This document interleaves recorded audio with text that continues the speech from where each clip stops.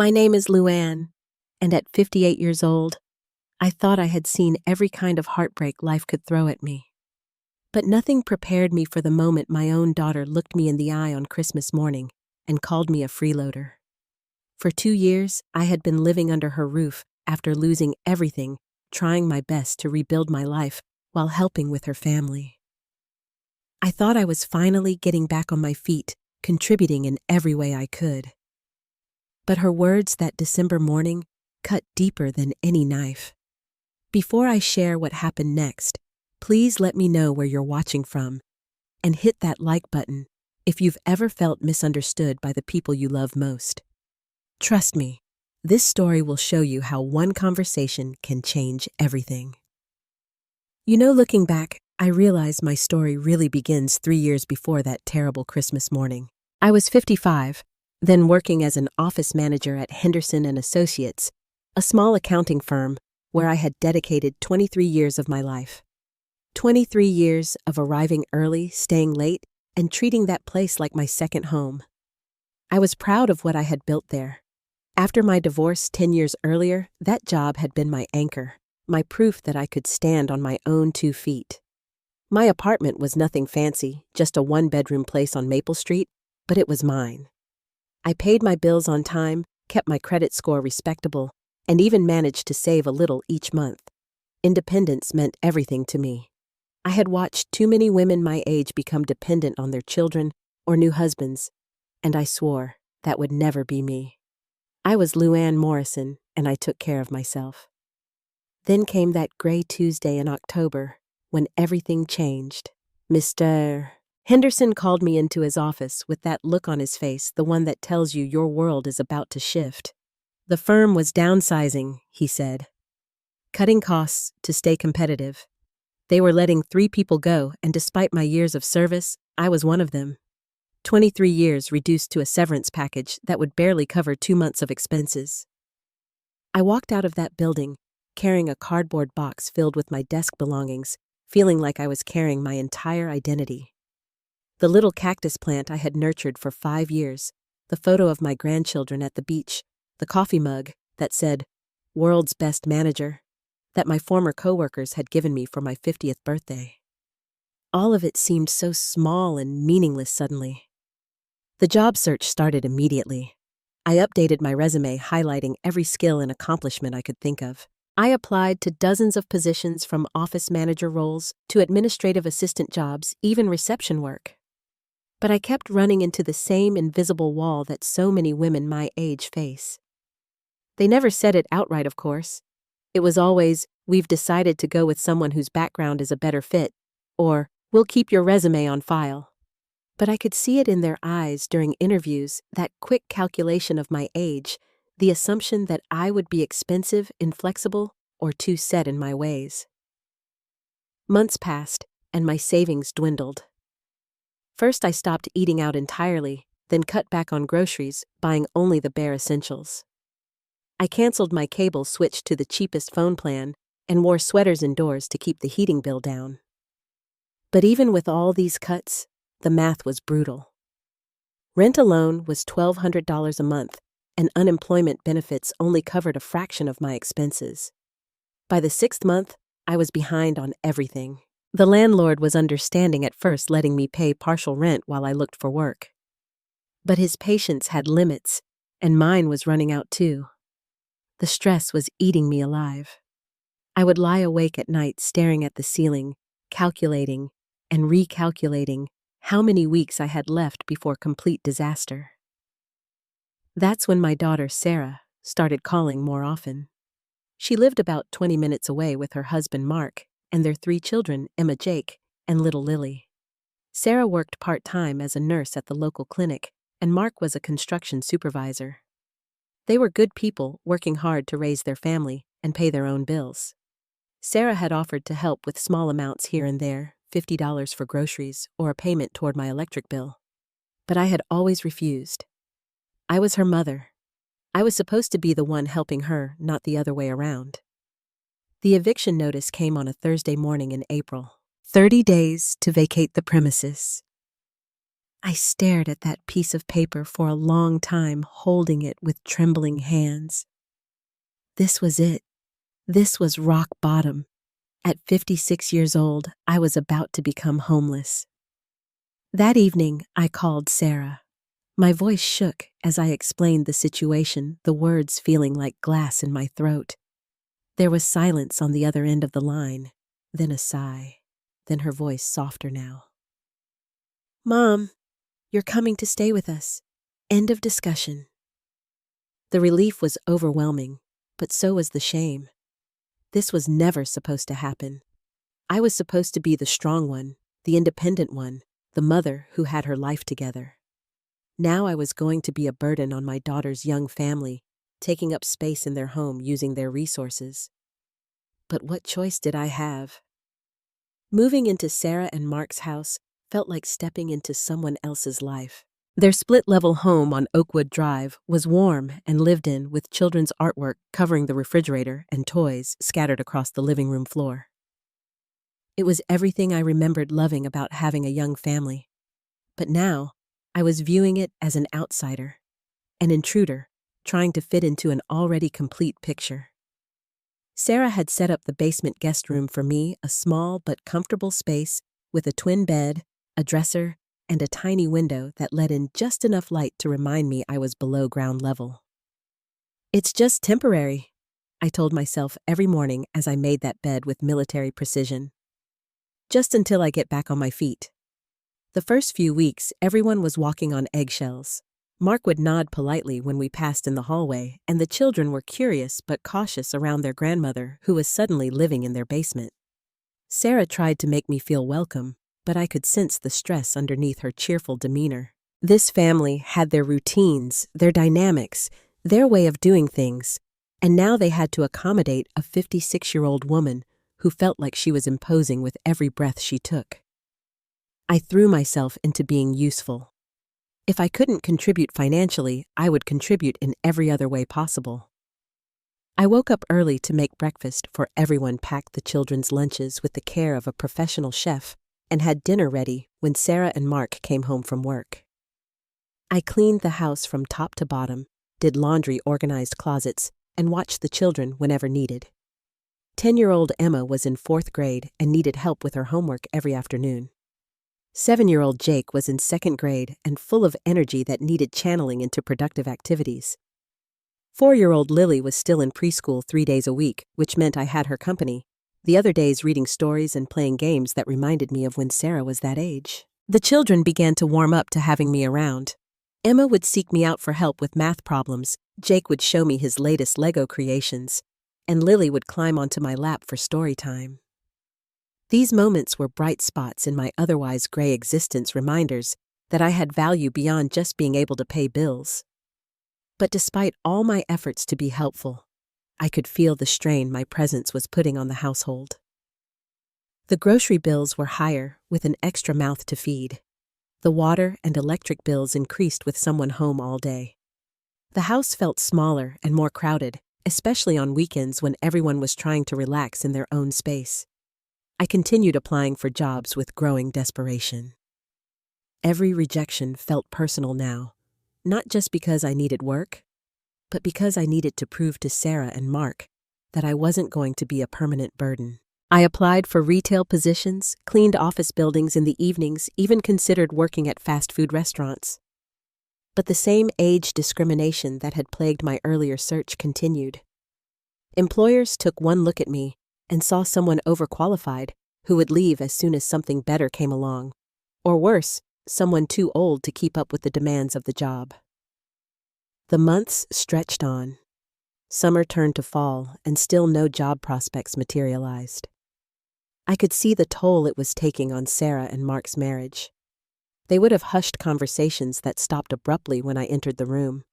Mark started working longer hours, and Sarah seemed increasingly stressed about money. The children picked up on the tension, becoming more clingy and emotional. I started to notice little things that made me feel like an unwelcome guest in their home. Sarah would sigh when she found I had rearranged something in the kitchen. Mark would mention how high the electric bill was when I was within earshot. The children would ask innocent but painful questions like, When is Grandma going to get her own house again? Or, why doesn't Grandma go to work like other grown-ups? Every small incident felt magnified under the microscope of our situation. When I accidentally broke Sarah's favorite coffee mug while doing dishes, her reaction was far more upset than the situation warranted. When I disagreed with how she was disciplining Jake for talking back, the argument that followed felt like it was about much more than parenting philosophies. When the hot water ran out because I had taken a longer shower than usual, Mark's comment about being more mindful of usage felt like a direct attack on my right to exist in their space. By December, I felt like I was suffocating. The weight of being dependent on my daughter's family was crushing my spirit day by day. I would lie in that basement bedroom at night staring at the ceiling and wondering how much longer I could endure this limbo. I wasn't just unemployed anymore. I was becoming invisible, a burden that everyone was too polite to acknowledge but too stressed to ignore. December arrived like a storm cloud, heavy with the promise of Christmas expenses that Sarah and Mark were clearly dreading. I could hear them arguing about money after they thought I had gone to bed, their voices carrying down through the heating vents into my basement refuge. Sarah's voice was strained as she talked about Christmas shopping for the children, about how they couldn't afford the toys Emma and Jake had been asking for, about how she didn't know how they were going to make it all work. Mark's responses were getting shorter and more frustrated. He was already working overtime whenever possible, but construction work in December was unpredictable, with weather delays, cutting into his hours and their income. I heard him mention the increased utility bills again, the higher grocery costs, the general strain of supporting 5 people on their modest dual income. The children's excitement about Christmas only made the adults' stress more apparent. Emma had written a detailed list for Santa that included art supplies and books, practical gifts that showed her growing maturity. Jake wanted action figures and building sets, the kinds of toys that cost far more than they looked like they should. Little Lily was fascinated by the Christmas decorations and lights, asking when Santa would come and what presents he might bring her. I felt the weight of my inability to contribute to their Christmas joy. In the past, I had always been generous with my grandchildren, buying them special gifts and treating them to outings and experiences. Now, I couldn't even afford to buy them candy canes without it affecting my non-existent budget. The shame of this was eating me alive. That's when I made a decision that would change everything. I was going to find a way to contribute to Christmas, no matter what it took. I started looking at seasonal employment, the kind of temporary holiday jobs that retailers hired for. Most of them paid minimum wage and required standing for hours work that would be physically challenging for someone my age, but I was determined. After several applications, I was hired as a seasonal sales associate at Hartley's department store in the mall. The manager, a woman in her 30s named Rebecca, seemed to appreciate that I was reliable and experienced with customer service. The job paid $9.50 an hour, working morning shifts from 7 to 1 Monday through Friday. It wasn't much, but it was something. I decided not to tell Sarah and Mark about the job immediately. I knew they would ask questions about why I hadn't found something like this sooner, or they might expect me to contribute to household expenses right away. Instead, I wanted to save every penny I earned to buy Christmas presents for the grandchildren and maybe contribute something meaningful to the household. I wanted my contribution to be a surprise, a grand gesture that would show them I wasn't just taking from their family, but was capable of giving back. Getting ready for work each morning became a careful choreography of secrecy. I would dress in my basement room, putting on the simple black pants and red vest that Hartley's required, and leave the house by 6:30, telling Sarah I was going for morning walks to get exercise and clear my head. The walks were real, in a sense. I walked to the bus stop, took the 40-minute bus ride to the mall, and walked through the corridors to the department store. The work was exhausting. Standing on hard floors for 6 hours straight made my feet and back ache in ways I hadn't experienced since I was much younger. The customers could be demanding and rude, especially as Christmas got closer, and everyone became more stressed about finding the perfect gifts. But there was something deeply satisfying about earning money again, about being useful and productive in a way that had nothing to do with being grateful for someone else's charity. My coworkers were mostly younger college students and recent graduates picking up extra holiday money. They were kind to me, but I could see their confusion about why a woman my age was working retail during the Christmas rush. I didn't offer explanations, just did my job with the professionalism I had learned during my 23 years in office management. Every day after work, I would deposit my paycheck into a separate account I had opened just for this purpose. Watching that balance grow from $0 to $50 to $100 to more was like watching hope return to my life in small increments. For the first time in months, I felt like I had some control over my situation, some agency in determining my future. I researched gifts for each of the children, carefully wanting to get them things they would love, but also things that showed I understood who they were becoming. For Emma, I found a deluxe art set with colored pencils, markers, and a small easel. For Jake, I chose a complex building set that would challenge his engineering mind. For Lily, I selected a collection of picture books and a soft stuffed animal she could cuddle. I also started planning what I would say when I revealed my secret employment and savings. I imagined Sarah's face when she realized I had been working all along, that I hadn't been sitting idle while living in their basement. I pictured Mark's relief when I handed them money to help with household expenses, showing them that I was capable of contributing financially again. The night before Christmas Eve, I lay in my basement bed, listening to Sarah and Mark's latest argument about money. Sarah was crying, saying she didn't know how they were going to give the children a good Christmas, that she felt like a failure as a mother. Mark was trying to comfort her, but his voice was tired and defeated. They were good people dealing with an impossible situation, and I was determined to help make their Christmas better. I had saved $867 from my secret job. After buying the children's gifts, I still had over $400 left to contribute to the household. It wasn't enough to solve all their problems, but it was enough to show them that I wasn't the helpless burden they had begun to see me as. I was still Luann Morrison, and I was still capable of taking care of myself and the people I loved. Christmas morning arrived with that special quality of light that only comes once a year, soft and golden despite the gray December sky outside. I woke up early as I had every morning for the past month, but this time, instead of getting ready for my secret job, I was preparing for what I hoped would be a moment of redemption. Today was the day I would show my family that I hadn't been sitting idle, that I was still capable of contributing meaningfully to their lives. The children's excited voices carried down to my basement room as they discovered their stockings and the presents under the tree. Sarah and Mark's voices were more subdued, tinged with the stress of parents who knew they couldn't provide everything their children wanted, but were trying to make Christmas magical anyway. I dressed carefully, choosing a sweater that Sarah had complimented me on before, and carried the carefully wrapped presents upstairs. The living room was controlled chaos, with wrapping paper scattered across the floor, and the children showing off their new toys to anyone who would pay attention. Emma was already organizing her stocking candy by color, Jake was making engine noises with a small toy car, and Lily was cuddling a stuffed reindeer that had been in her stocking. "Merry Christmas, everyone," I said, my voice carrying more confidence than I had felt in months. "I have some special presents for my favorite grandchildren." Sarah looked up from where she was helping Lily with a toy that required batteries. "Mom, you didn't need to get them anything.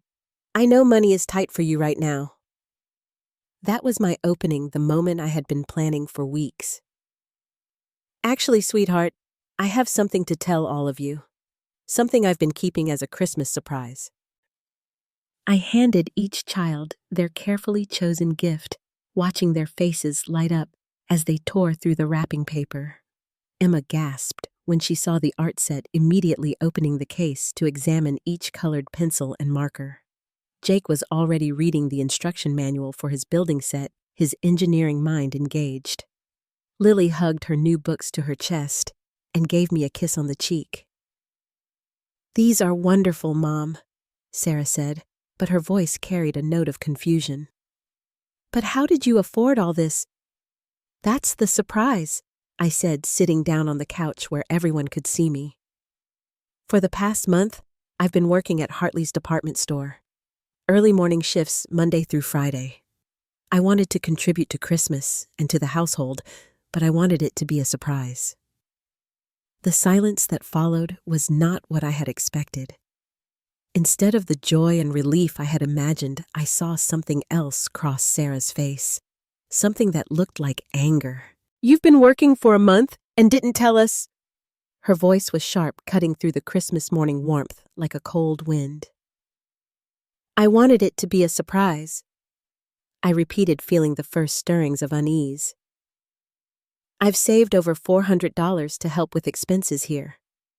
I wanted to show you that I'm not just taking from your family, that I can contribute too." Mark shifted uncomfortably in his chair, avoiding eye contact. The children sensed the change in atmosphere and became quieter, Emma clutching her art set closer to her chest. "A surprise," Sarah repeated, standing up abruptly. "Mom, do you have any idea how stressed we've been? How worried we've been about money, and you've been secretly working and not telling us?" "Sarah," Mark said quietly, a warning in his voice, but she was building up steam now. "No, Mark. This is important." She turned back to me, her face flushed with an emotion I couldn't quite identify. "We've been struggling to pay for everything, cutting back on our own needs, and you've been working this whole time. Why would you keep that secret from us?" I felt like I was drowning, watching my carefully planned moment of triumph collapse around me. "I thought you would be happy. I thought you would be proud that I found a way to help." "Happy?" Sarah's voice was getting louder now, and I could see the children watching us with wide, confused eyes. "Mom, we've been supporting you for 2 years. 2 years of higher bills, more expenses, less space, more stress. And now I find out you've been lying to us about working." "I wasn't lying," I said, my voice smaller now. "I was planning a surprise." "You were being deceptive," Sarah shot back. "Just like you've been deceptive about looking for work all this time, making us think you couldn't find anything when clearly you could." The room felt like it was spinning. This was all wrong. This wasn't how it was supposed to go. "Sarah, please. I was trying to help. I was trying to show you that I could contribute." That's when she said it. The words that would echo in my mind for months afterward. The words that would change everything between us forever. "You want to know what would be the greatest gift you could give us this Christmas? Stop being a freeloader and find your own place to live." The silence that followed was deafening. Even the children stopped moving, stopped breathing, it seemed. Mark's face went white, and his mouth opened as if he wanted to say something, but no words came out. Emma looked from her mother to me, her young face confused and scared. Jake had stopped playing with his new toy entirely. Little Lily started to cry, not understanding what was happening, but sensing the terrible tension in the room. "Freeloader." The word hit me like a physical blow, knocking the breath out of my lungs. After 2 years of trying to be helpful, of cooking and cleaning, and caring for their children, of applying for jobs daily, despite constant rejection, of feeling grateful for every meal and every night I had a roof over my head, this was how my daughter saw me, as a freeloader. "Sarah?" Mark finally found his voice. "That's enough." But it wasn't enough for Sarah. She was crying now too, but her tears were angry ones. "No, it's not enough. I'm tired of pretending this is working. I'm tired of tiptoeing around the fact that we can't afford to support another adult. I'm tired of the kids asking when Grandma is going to get her own house. I'm tired of all of it." I sat there, still holding the envelope with the $400 I had saved, money that was supposed to be a gesture of gratitude and contribution. The children's presents lay scattered around the room, beautiful things that were supposed to represent my love for them, now tainted by the ugliness of this moment. "What's a freeloader?" Jake asked in a small voice, looking between his mother and me. That innocent question asked by my 7-year-old grandson, who had been excited to show me his new toy just minutes before, was what finally broke me. Not just my heart, but something deeper. Something that had been holding me together through 2 years of dependence and gratitude and trying to make myself small enough to fit into their lives without causing too much disruption. In that moment, sitting on the couch where I had read countless bedtime stories to my grandchildren, holding an envelope full of money I had earned through weeks of physical exhaustion and secret sacrifice, something fundamental shifted inside me. The woman who had been apologizing for her existence for 2 years, who had been grateful for every scrap of tolerance and kindness, who had accepted being treated like a burden because she felt she had no choice, that woman was done. I looked at my daughter, really looked at her, and saw not the stressed young mother trying to keep her family afloat, but a woman who had just called her own mother a freeloader on Christmas morning in front of her children. I saw Mark sitting in his chair like a statue, too uncomfortable to defend me, but too cowardly to support his wife's cruelty. I saw my grandchildren confused and scared by the adults' behavior, their Christmas morning ruined by words they were too young to understand but old enough to feel. "Sarah," I said, my voice suddenly calm in a way that surprised even me. "I want you to say that again." "What?" She wiped her eyes, startled by the change in my tone. "I want you to repeat what you just said to me. In front of your children, in front of your husband. I want you to say it again slowly so we can all hear it clearly." "Mom, Say it again," I repeated, standing up slowly. "Tell me again what the greatest Christmas gift I could give you would be." Sarah looked around the room, perhaps noticing for the first time that everyone was staring at her, that her children looked frightened, that her husband looked ashamed. "I was upset. I didn't mean—" "Oh, you meant it," I said, my voice growing stronger. "You meant every word. But before we continue this conversation, I want to make sure your husband agrees with you. Mark, do you think I'm a freeloader?" Mark shifted uncomfortably, his eyes darting between his wife and me.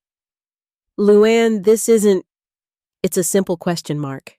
Yes or no? Do you agree with your wife that I'm a freeloader who should find somewhere else to live?" The silence stretched out painfully.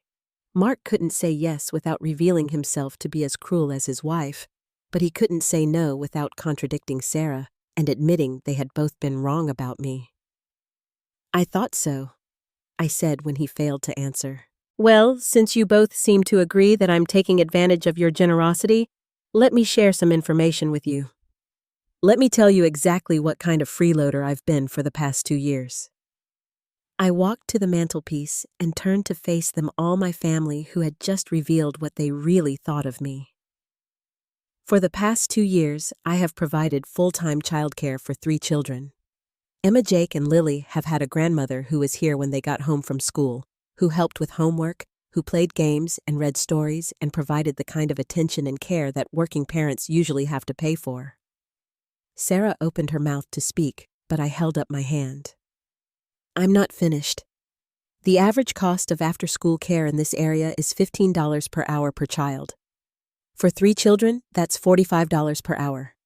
I've been providing this service for an average of 4 hours per day, 5 days a week, for 2 years. That's over $18,000 in childcare services alone." I could see Sarah's face changing as she began to calculate the numbers I was presenting. "But that's not all I've been doing, is it? I've also been your housekeeper. Cleaning, doing laundry, organizing closets, maintaining your home while you're at work. Professional housekeeping services in this area charge about $20 per hour. I've been spending at least 20 hours per week on housekeeping tasks. That's another $20,000 in services over 2 years. Mark was staring at me now, really staring, as if seeing me for the first time. "And then there's the cooking. I've prepared dinner for this family almost every night for 2 years.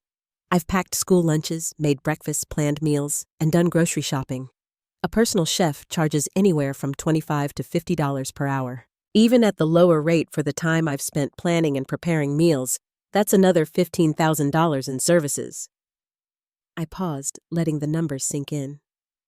So far, we're at over $53,000 in services I've provided to this household over the past 2 years. Services that you would have had to pay for if I hadn't been here to provide them for free. Sarah was crying again, but these were different tears now. These were tears of realization, of recognition, of shame. But wait! I continued, my voice growing stronger with each word. There's more, because I wasn't just providing services. I was providing flexibility. When Jake got sick and couldn't go to school, who stayed home with him, so you and Mark didn't have to miss work. When Emma had that school play in the middle of the afternoon, who was able to attend because they didn't have a traditional job with traditional hours. When little Lily was going through that phase where she wouldn't nap for anyone but Grandma, who rearranged their entire day around her schedule, I opened the envelope I was still holding and pulled out the cash I had saved from my secret job. And this, I said, holding up the money. This is the $437 I saved from working at the department store for the past month. Money I was planning to give to you as a contribution to household expenses. Money I earned by standing on my feet for 6 hours a day dealing with difficult customers and taking a bus for 40 minutes each way because I don't have a car anymore. The room was completely silent now except for Lily's quiet sniffling. Even she seemed to understand that something important was happening, something that would change everything. So, let me ask you again, Sarah. After providing over $50,000 worth of services to your family, after sacrificing my own job search time to take care of your children, after contributing every way I possibly could, while having no income of my own after earning this money to help with your expenses, exactly how am I a freeloader? The question hung in the air like smoke, filling every corner of the room with its implications. Sarah's face had gone from angry to pale to something approaching horror as the full weight of what I had laid out settled over her. Mark was staring at his hands, perhaps calculating for the first time what they would have had to pay for all the services I had been providing for free. "Mom," Sarah whispered, her voice broken. I didn't realize." "No, you didn't think?" I agreed. "You didn't think about what I was contributing because it wasn't money. You didn't think about what I was sacrificing because it wasn't visible to you. You didn't think about what my presence in this house was worth because you were too focused on what it was costing you." I walked over to the coffee table and set down the envelope of money, placing it carefully next to one of Jake's new toys. "But more than that, you didn't think about who I am. You forgot that I'm not just some random person who showed up asking for charity. I'm your mother. I'm the woman who raised you, who worked 2 jobs when your father left to make sure you had what you needed. I'm the grandmother who loves these children more than her own life." Emma was watching me with wide eyes, old enough to understand more of what was happening than her younger siblings. "Grandma," she said softly, "are you leaving?" The question from my 10-year-old granddaughter cut through everything else. Here was the real consequence of this moment, the real tragedy. Not just that my daughter had revealed how little she valued me, but that my grandchildren were going to pay the price for the adults' failure to communicate and appreciate each other. "Yes, sweetheart," I said, kneeling down so I was at her eye level. "Grandma is going to get her own apartment again, very soon." "But why?" Jake asked, abandoning his new toy to come closer. "Don't you like living with us anymore?" How do you explain to a 7-year-old that his mother had just told his grandmother she wasn't wanted? How do you help children understand adult failures without damaging their relationship with their parents? Sometimes, grown-ups need their own space, I said carefully. And sometimes, families need to remember how much they mean to each other by spending some time apart. I stood up and looked at Sarah again. She was sobbing now, great heaving sobs that shook her whole body. Mom, please, I'm sorry. I didn't mean it.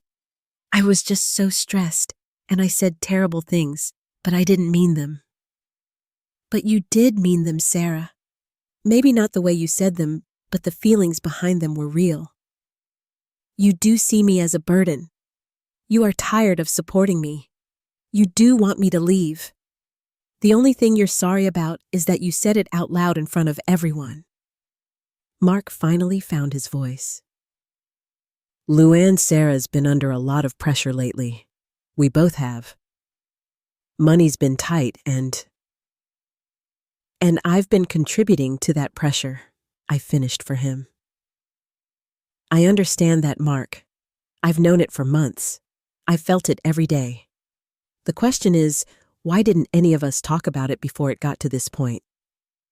I looked around the room at the Christmas decorations that had seemed so festive an hour ago and now felt like props in a terrible play.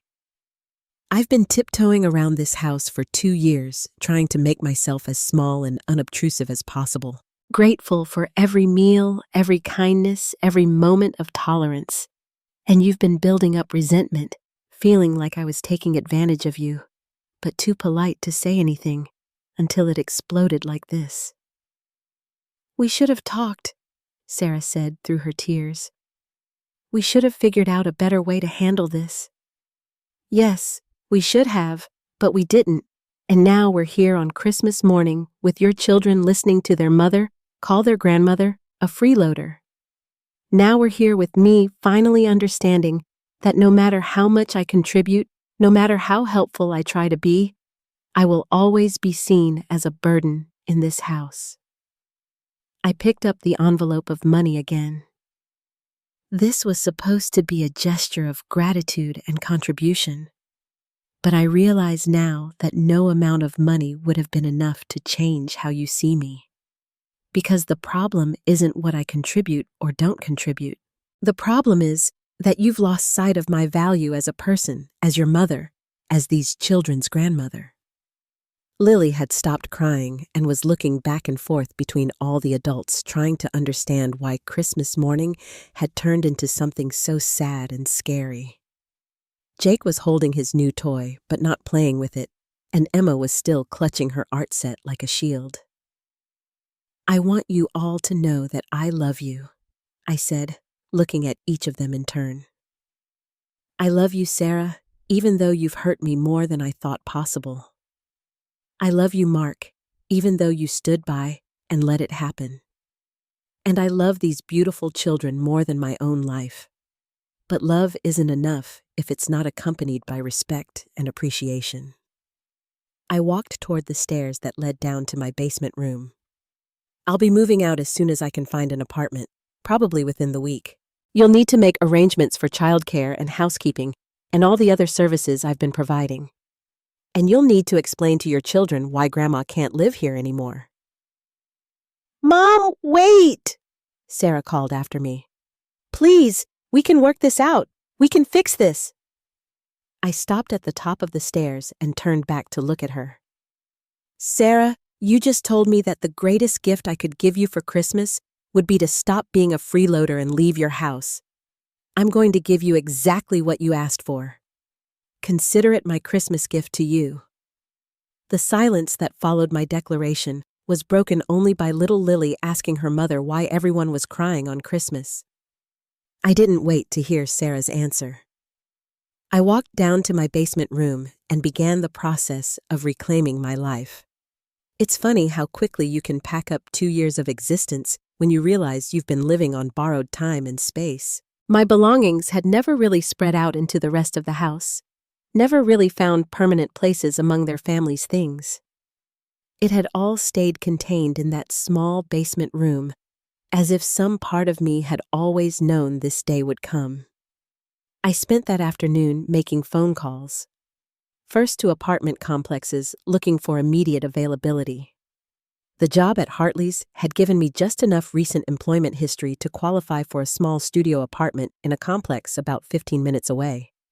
The rent was manageable on my department store salary, and they had an opening starting January 1st.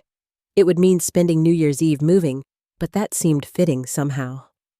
Next, I called Rebecca at the store and asked about extending my seasonal position or transitioning to permanent part-time work.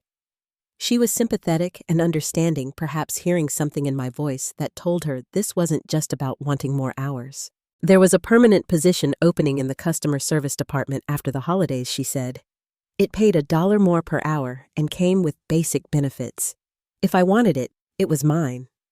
While I was making these calls, I could hear the family upstairs trying to salvage what was left of their Christmas. Sarah's voice was subdued as she helped the children with their new toys. Mark was doing something in the kitchen, probably cleaning up the breakfast dishes I would normally have taken care of. The children's voices were quieter than usual, their excitement dampened by the morning's events. Around dinner time, Sarah came downstairs. She knocked softly on my door and waited for permission to enter. When I opened it, she looked exhausted, her eyes red from crying, her face drawn with stress and regret. "Mom," she said quietly, "the kids want to know if you'll come up for Christmas dinner." I looked at my daughter, this woman I had raised and loved and sacrificed for, and felt a complicated mixture of love and disappointment that would probably define our relationship for years to come. "I don't think that's a good idea, sweetheart. I think we all need some space to process what happened today." "I know I hurt you," she said, tears starting again.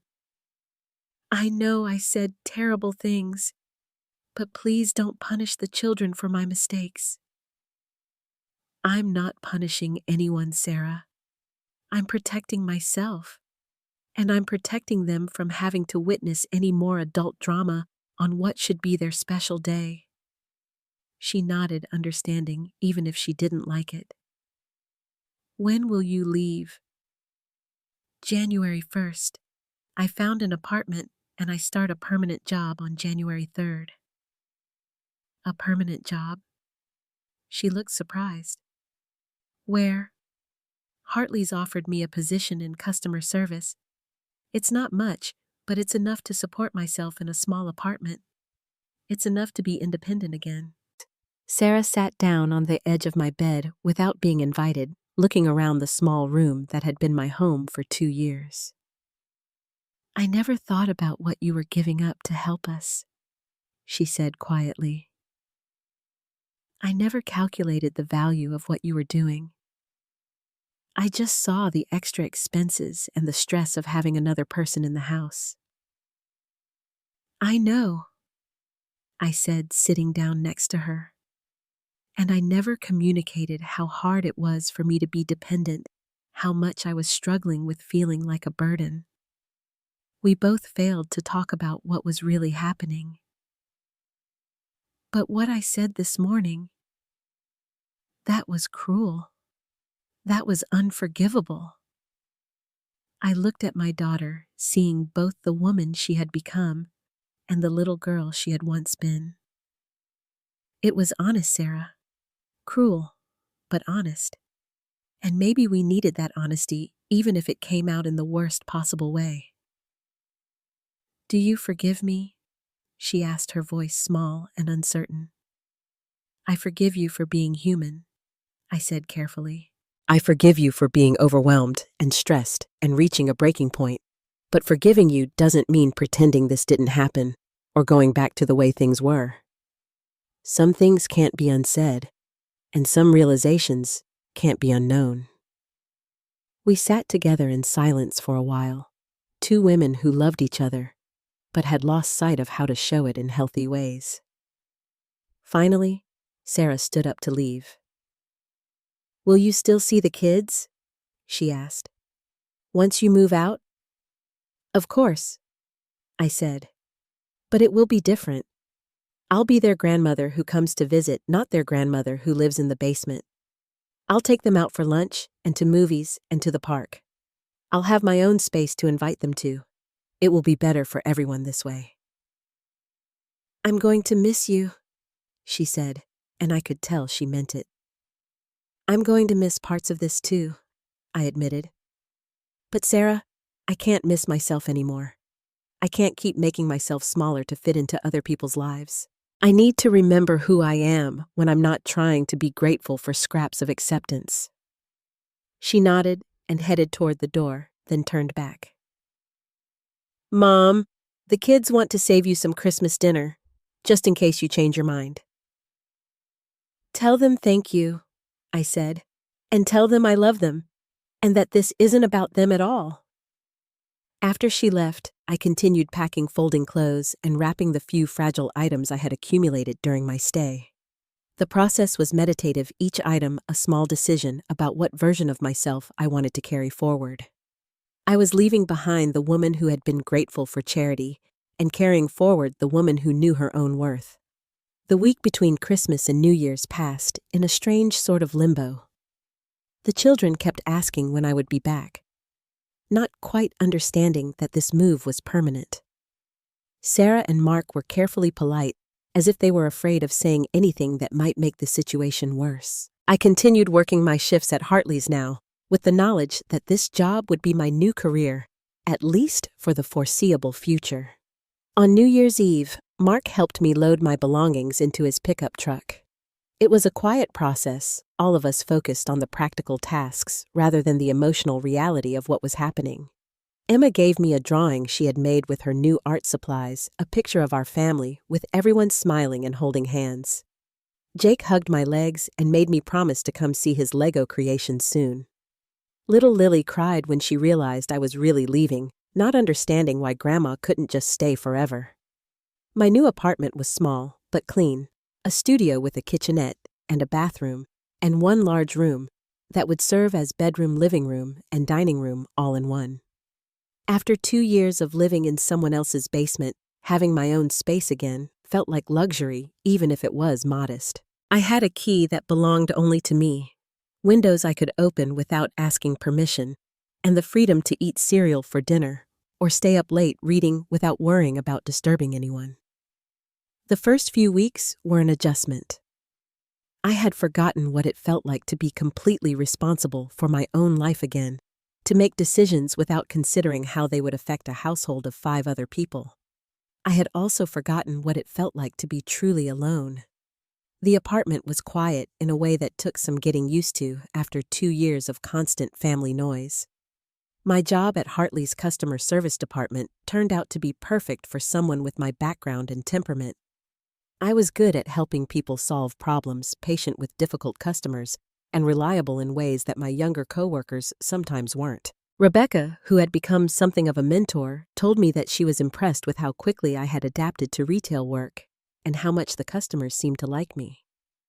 For the first time in 3 years, I had a steady paycheck, my own space, and a sense of purpose that wasn't dependent on other people's approval. I started to remember who Luann Morrison was when she wasn't trying to fit into someone else's life. I started to rediscover interests and hobbies I had put aside during the crisis years.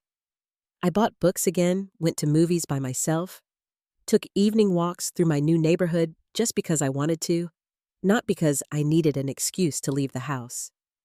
The relationship with my family evolved slowly. Sarah called regularly sometimes, just to check in, sometimes to share news about the children or ask for advice. The conversations were different now, more honest and less filtered through layers of gratitude and resentment. We were learning to relate to each other as equals, again, 2 adult women who happened to be mother and daughter. Mark, to his credit, made an effort to repair our relationship. He apologized for not standing up for me during the Christmas confrontation, acknowledging that his silence had been a form of complicity. He also thanked me somewhat awkwardly for everything I had done for their family during my time there. It was clear that he had been doing some thinking about the value of my contributions and feeling guilty about how they had been taken for granted. The children adapted to the new arrangement better than I had expected. I picked them up for outings on weekends, took them to my apartment for movie nights, and discovered that being a visiting grandmother was in many ways more enjoyable than being a live-in one. I could focus entirely on them during our time together, without the distractions of household management or the stress of trying to be helpful without being intrusive. About 3 months after I moved out, Sarah came to visit my apartment for the first time. She looked around the small space with obvious surprise, perhaps expecting something sad or desperate. Instead, she found a home. I had decorated with cheerful colors, hung pictures of the family alongside photos from my earlier independent life, and created a space that felt warm and welcoming. "It's really nice, Mom," she said, settling onto my small couch with a cup of tea. "It feels like you." "It does," I agreed. I had forgotten what that felt like. We talked for hours that day, really talked about the mistakes we had both made, the resentments we had both harbored, and the love that had gotten lost in the practical stresses of our living situation. Sarah told me about how much the family had struggled after I left, how expensive childcare was, how much work it was to manage a household without my help. She had gained a new appreciation for everything I had been doing, but more importantly, she had gained a new understanding of who I was beyond my role as helper and caregiver. "I know I can't take back what I said that Christmas morning," she told me. "But I want you to know that I understand now how wrong I was. You weren't a freeloader. You were holding our family together, and I was too stressed and ungrateful to see it. We were both doing our best in a difficult situation," I said. "But sometimes our best isn't enough if we're not communicating honestly about what we need and what we're feeling." "Do you think you'll ever want to live with family again?" she asked. "I mean, if something happened and you needed help." I considered the question carefully. "I hope I'll always be willing to help my family when they need it, and I hope they'll help me if I need it. But I think I've learned that there's a difference between supporting each other and losing ourselves in each other's lives. I need to be Luann first grandmother and mother second, not the other way around." A year later, I was promoted to supervisor in the customer service department at Hartley's. The job came with a small office, a significant pay raise, and the kind of professional respect I hadn't experienced since my accounting firm days. I was good at managing people and solving problem skills that had been honed during my years as an office manager and refined during my time living with Sarah's family. My relationship with my grandchildren had deepened in ways I hadn't expected. Without the daily stress of household management and the complex dynamics of multi-generational living, I could focus entirely on enjoying them when we were together. Emma and I had started a tradition of Saturday afternoon art sessions in my apartment. Jake brought his latest building projects to show me and often worked on them at my kitchen table while I cooked dinner for us.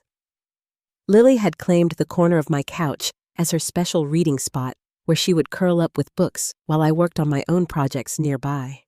Sarah and I had developed a friendship that was separate from our mother-daughter relationship, built on mutual respect and honest communication. She had started therapy to deal with the stress and guilt from our Christmas confrontation, and she encouraged me to do the same. My therapist, a woman named Dr. Patricia Collins, helped me understand how my response to losing my job and independence had led me to accept a diminished role in my own life. "You gave away your power," Dr. Collins told me during one of our sessions. "You were so grateful for help that you forgot you had value beyond being grateful." "But they were helping me," I said. "They did provide me with shelter when I had nowhere else to go." "They did," she agreed.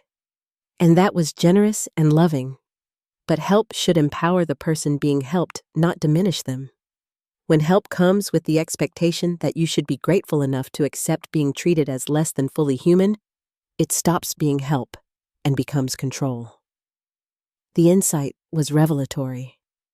I had been so focused on being grateful that I had forgotten to advocate for myself to maintain my dignity, to insist on being treated as a whole person, rather than just a problem to be managed. the Christmas that marked the one-year anniversary of our confrontation was completely different.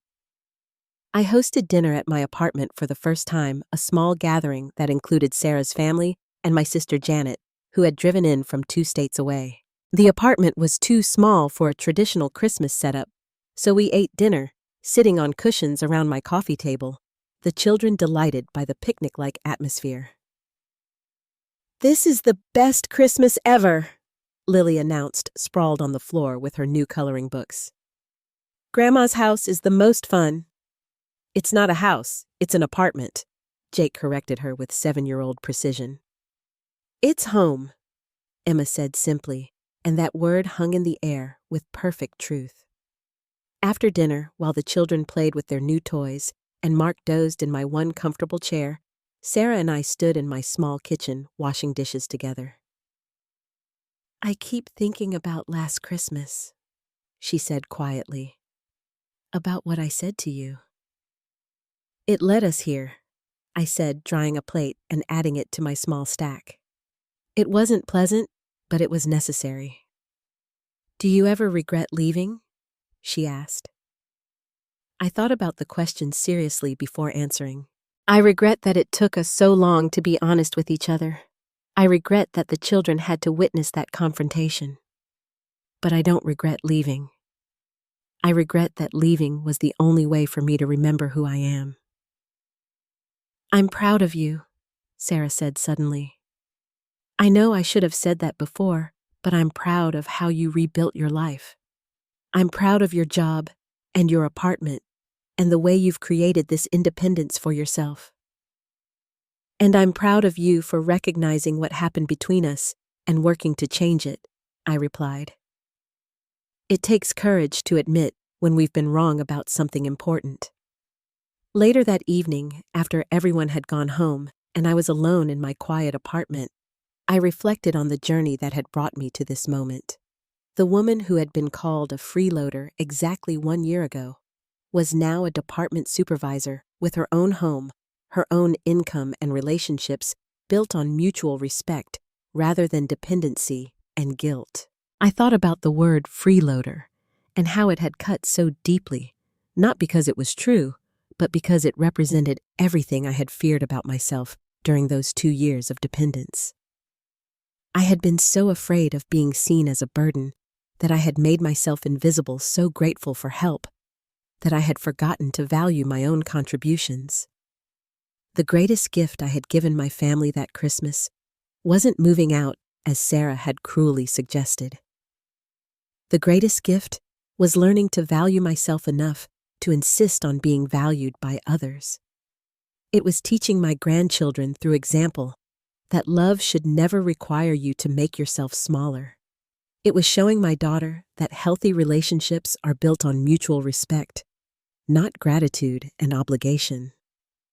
As I prepared for bed in my small but comfortable apartment, I felt something I hadn't experienced in years: complete peace with my life choices. I was exactly where I needed to be, living as exactly who I was meant to be. I was Luann Morrison, a woman who had learned that independence isn't just about paying your own bills. It's about maintaining your dignity, your sense of self, and your right to be treated as a whole person, worthy of respect and love.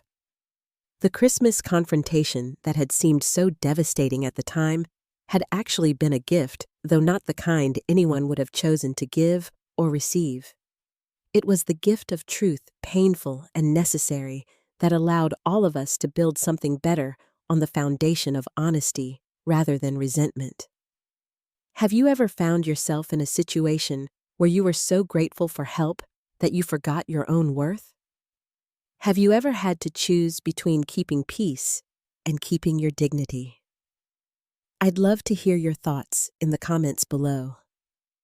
If this story resonated with you, please give it a like and subscribe for more real-life stories about family independence and finding your way back to yourself. Share this with someone who might need to hear that their value isn't determined by other people's gratitude or lack thereof. And remember, sometimes the greatest gift you can give yourself is the courage to insist on being treated with the respect you deserve. Thank you for listening to my story, and I hope your own journey towards self-respect and independence brings you the peace and joy you deserve.